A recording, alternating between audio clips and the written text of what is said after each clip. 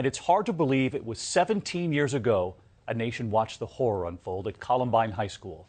The student escaping from that broken window, other students fleeing, their hands in the air. And the yearbook photos of the two gunmen. On the right there, Dylan Klebold. And tonight, for the first time ever, Klebold's mother is now breaking her silence about warning signs missed, about a life in hiding for 17 years. Here's Diane Sawyer with her exclusive. The police were there and the helicopters were going over. And I remember thinking, if this is true, if Dylan is really hurting people, somehow he has to be stopped. And that at that moment I prayed that he would die, that God, stop this, just make it stop. Don't let him hurt anybody. And so her quest begins. She says she goes back over every year of her life with a magnifying glass, looking for the path of her son's descent and the clues that she missed. Sometimes he would seem, distant or quiet. And I remember asking him, are you okay? Are you sure you're okay? You seem so tired. And he'd stand up and say, I've got a lot of homework. I need to go to bed. And you let it go. And I let it go.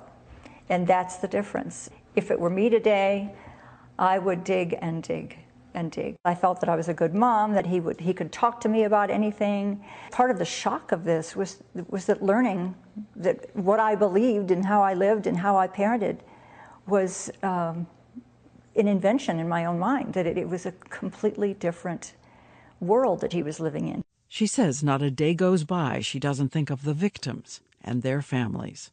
I just remember sitting there and reading about them. All these kids and the teacher.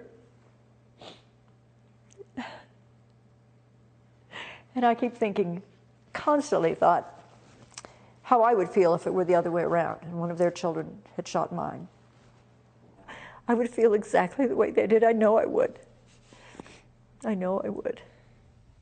And Diane is with us now. 17 years have gone by, so why now? She says it took a long time to stare the truth in the face, to go back over her life, look at every part of it. She's been on a quest to understand how she missed, what she failed to grasp, what she should have done differently. And she's also been talking to experts to try to make sure that it might be useful to some other parent, which is why we're doing this hour tonight, hoping to prevent it from happening again.